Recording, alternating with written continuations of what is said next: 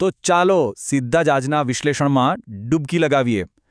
ભારત સરકારે વર્ષ 2026-27 માટે ખરીફ પાકોના લઘુત્તમ ટેકાના ભાવ એટલે કે જે બેઝિક એમએસપી હોય છે તેમાં એક મોટો અને નોંધપાત્ર વધારો જાહેર કર્યો છે.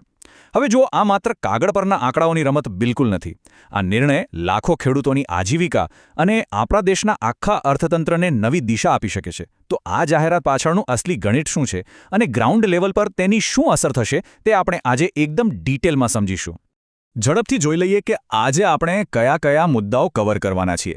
સૌથી પહેલા 2026-27 ખરીફ એમએસપી વધારો, પછી આ નવા ભાવોનું એકદમ સચોટ બ્રેકડાઉન, ત્યારબાદ ગ્રામ્ય અર્થતંત્ર પર તેની સીધી અસર અને છેલ્લે ભવિષ્યની બજારની વાસ્તવિકતાઓ. તો શરૂઆત કરીએ આપણા પહેલા વિભાગથી. 2026-27 ખરીફ એમએસપીનો આ મોટો વધારો. હવે આ નિર્ણયને ખેતી ક્ષેત્ર માટે એક બહુ મોટી રાહત તરીકે જોવામાં આવી રહ્યો છે. સરકારનો અહીં એક સ્પષ્ટ ઇરાદો દેખાઈ રહ્યો છે અને તે એ છે કે ખેડૂતોને તેમના પાકનો સાચો અને પૂરેપૂરો નફાકારક ભાવ મળે. આ કોઈ રૂટીન ભાવ વધારો નથી લાગતો. આની પાછળનો મુખ્ય હેતુ આખા એગ્રીકલ્ચર સેક્ટરને લાંબા ગાળા માટે મજબૂત કરવાનો છે. કારણ કે સીધી વાત છે, જો પાયાના સ્તરે ખેડૂત આર્થિક રીતે સદ્ધર હશે તો જ આખા દેશનું કૃષિ માળખું મજબૂત બનશે. સાચું ને? હવે ચાલો સીધા આંકડાઓ પર જઈએ. વિભાગ 2 ભાવનું સચોટ વિશ્લેષણ.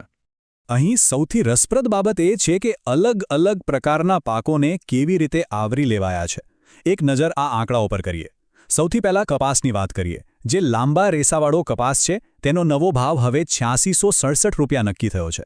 હવે જરા તેલીબિયા પર ધ્યાન આપીએ, કારણ કે દેશમાં અત્યારે તેનું ઉત્પાદન વધારવા પર બહુ મોટો ભાર મુકાઈ રહ્યો છે.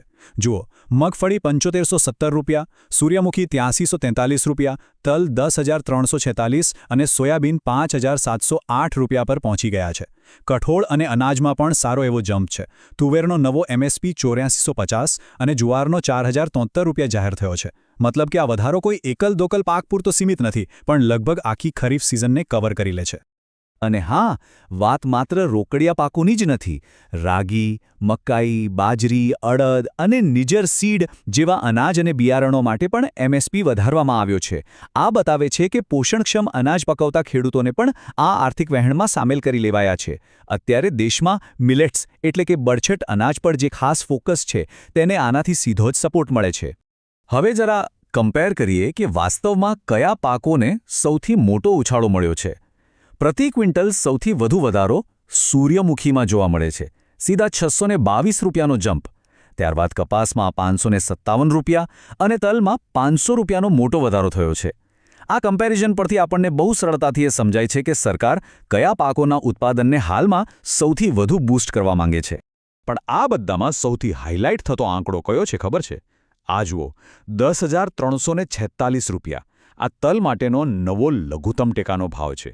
તલના ભાવમાં સીધો 500 રૂપિયાનો વધારો આપીને તેને 10,000 રૂપિયાની સાયકોલોજીકલ માર્કની પાર લઈ જવામાં આવ્યો છે. જરા પ્રેક્ટિકલી વિચારો, જ્યારે સિઝનના અંતે કોઈ ખેડૂત પોતાની ઉપજ લઈને મંડીમાં જાય ત્યારે પ્રતિ ક્વિન્ટલ આ 500 રૂપિયાનો વધારો તેની આવકમાં કેટલો મોટો ફરક લાવી શકે છે. આ એક પાક ખેડૂતો માટે ખરેખર મોટો ગેમ ચેન્જર સાબિત થઈ શકે છે. તો આ તો થઈ આંકડાઓની વાત. હવે જોઈએ વિભાગ 3 ગ્રામ્ય અર્થતંત્ર પર આની શું અસર થશે. આ આંકડાઓ જમીન પર ખરેખર શું બદલાવ લાવશે? ચાલો આ આખી સાયકલને સમજીએ. આ 5 અપેક્ષિત ફાયદાઓની એક આખી ચેન છે. પહેલું, વાજબી અને નફાકારક ભાવ મળવાથી સીધો આર્થિક ફાયદો થાય. બીજું, આ આર્થિક સુરક્ષાથી ખેતી માટે મોટિવેશન વધે. ત્રીજું, આ જ ઉત્સાહથી નવા બિયારણો અને ખાતરનો ઉપયોગ થાય, એટલે કે પ્રોડક્શન વધવાની શક્યતાઓ ઊભી થાય. ચોથું, અને આ બહુ અગત્યનું છે, જ્યારે ખેડૂતોના હાથમાં પૈસા આવશે ત્યારે તેઓ સ્થાનિક બજારોમાં ખર્ચ કરશે અને તેનાથી આખું ગ્રામ્ય અર્થતંત્ર ધમધમવા લાગશે. અને પાંચમું, આ બધાના પરિણામે ખેડૂતોની આવકમાં એક કાયમી વૃદ્ધિ લાવવાની બહુ મોટી આશા જન્મે છે. ખેતરથી શરૂ થયેલો આ ફાયદો આખા ગામની ઇકોનોમીને દોડતી કરી દેશે. હવે આવીએ આપણા છેલ્લા વિભાગ પર.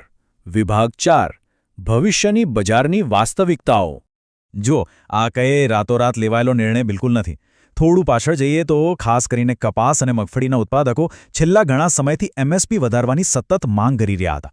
કારણ કે છેલ્લા થોડા વર્ષોમાં ખેતમજૂરી, ખાતર અને બિયારણના ભાવમાં જે રીતે ભયંકર વધારો થયો છે ને, તેને પહોંચી વળવા માટે આ વધારો બહુ જરૂરી બની ગયો હતો. આ બેકગ્રાઉન્ડ આપણને બતાવે છે કે ગ્રાઉન્ડ લેવલ પર સમસ્યાઓ કેટલી વ્યાપક હતી. અને હવે અંતે આ આખું વિશ્લેષણ આપણને એક બહુ જ મોટા અને વિચારતા કરી મૂકે તેવા પ્રશ્ન પર લાવીને ઊભા રાખે છે. શું બજારમાં ખરેખર આ નીતિનો સાચો અમલ જોવા મળશે? કાગળ પર અપાયેલા આ વચનો શું વાસ્તવિક મંડીઓમાં ખેડૂતોના ખાતા સુધી પહોંચશે ખરા?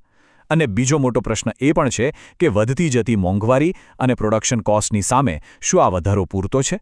આ એવી બાબતો છે જેના પર આવનારા સમયમાં બહુ ધ્યાન રાખવું પડશે. જમીન પર આ નિર્ણય કેટલો કામ કરે છે તે તો હવે આવનારો સમય જ નક્કી કરશે. તો આજના આ ખાસ વિશ્લેષણમાં જોડાવા બદલ ખૂબ ખૂબ આભાર.